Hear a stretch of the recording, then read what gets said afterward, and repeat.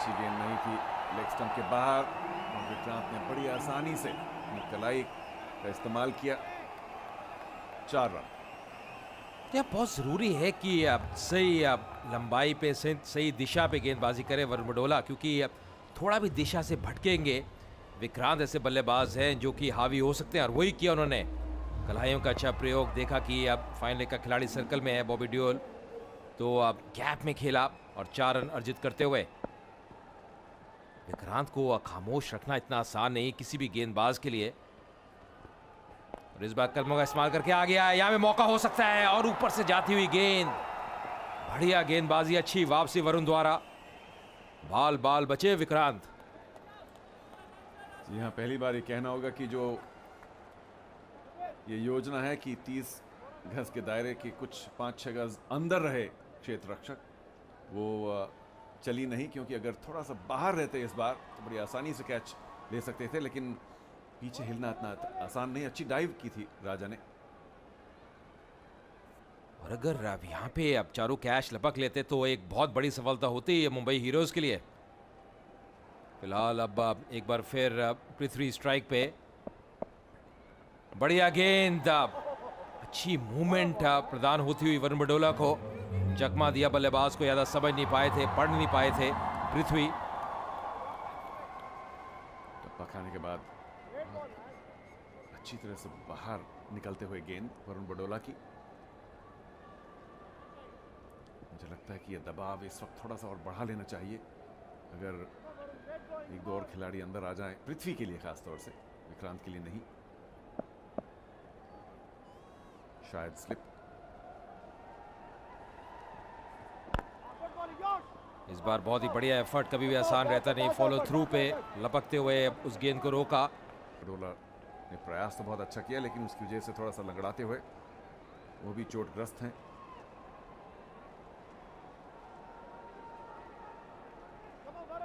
Mumbai heroes आज अजय जिस जोश के साथ खेल रहे हैं, कुछ एक अलग ही अंदाज है।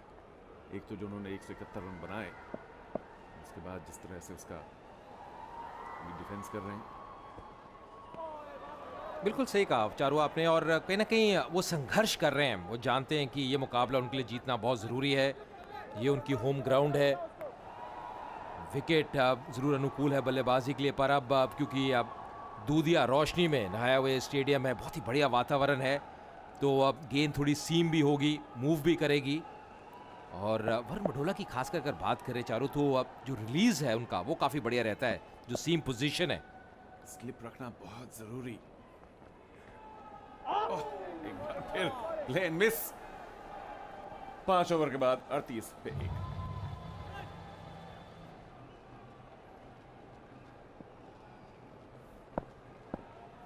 तो 5 ओवर की समाप्ति के बाद 38 पे 1 चेन्नई राइनोज। विक्रांत स्ट्राइक पे, एक बार फिर अच्छी स्ट्रोक और सीधा फील्डर के हाथ में। 29 पे पहुंच चुके हैं विक्रांत। पृथ्वी को ज़्यादा स्ट्राइक अभी तक मिली नहीं है। 5 पे पृथ्वी, और इस सादारी की बात करें, अब 34 रनों की हो चुकी है इस जोड़ी के बीच। यहाँ से 89 गेंदों में अब 134 रन चाहिए मुकाबला जीतने के लिए राइनर्स को। तो सही है, अब रास्ते पे ज़रूर है, पर अब जैसे हम पहले भी चर्चा कर रहे थे, विक्रांत की एक महत्वपूर्ण विकेट रहेगी यहाँ पे मुंबई हीरोज के लिए।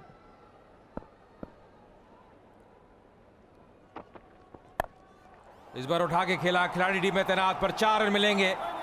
बहुत ही जबरदस्त प्लेसमेंट कहना होगा विक्रांत द्वारा, और मात्र गेंद को दिशा प्रदान करते हुए।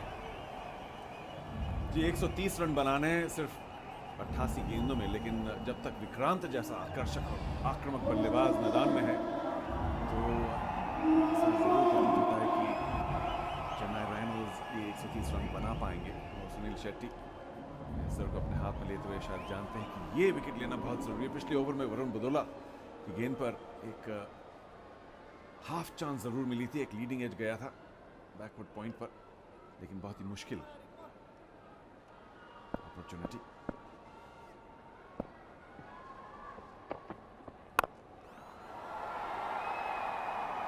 और लगभग उसी दिशा में एक बार फिर खेलते हुए, यहाँ पे आदित्य को एक चीज़ जो करनी होगी कि ज़्यादा रूम नहीं देना होगा बल्लेबाज को, और जब भी आप रूम देंगे क्योंकि विकेट पे अच्छा उछाल है, उसका फ़ायदा, उसका लाभ बल्लेबाज ज़रूर उठाएगा। तो जितनी विकेट टू विकेट गेंदबाजी करेंगे उतना बेहतर रहेगा। फील्ड रिस्ट्रिक्शंस का ये आखिरी ओवर है और मुंबई हीरोज के लिए बहुत महत्वपूर्ण कि पृथ्वी को जितना हो सके स्ट्राइक पर रखें और विक्रांत को नॉन स्ट्राइकर पर। सीधे बल्ले से खेलते हुए पृथ्वी अब दौड़ लिए थे, बहुत ही बढ़िया प्रयास मिड ऑफ क्षेत्र से। शायद पृथ्वी भी ये बात जानते हैं कि जितना जल्दी हो सके एक रन लेके विक्रांत को स्ट्राइक दें। अच्छा खेला उन्होंने, सीधे बल्ले से। और चारों अपना जो रोल है उसको बहुत बढ़िया बखूबी अंदाज से निभा रहे हैं पृथ्वी, क्योंकि जानते हैं विक्रांत जैसा बल्लेबाज दूसरी तरफ है जो कि आक्रामक शैली में बल्लेबाजी कर सकता है। सारे ही स्ट्रोक्स है उनके पास, तो उनको मात्र स्ट्राइक रोटेट करनी है, खड़े रहना है, बने रहना है क्रीज पे। और ये जो साझेदारी है ये पनप रही है अब चेन्नई राइनोज के लिए। कट करने का प्रयास, बीट किया, वाइड का इशारा एम्पायर का।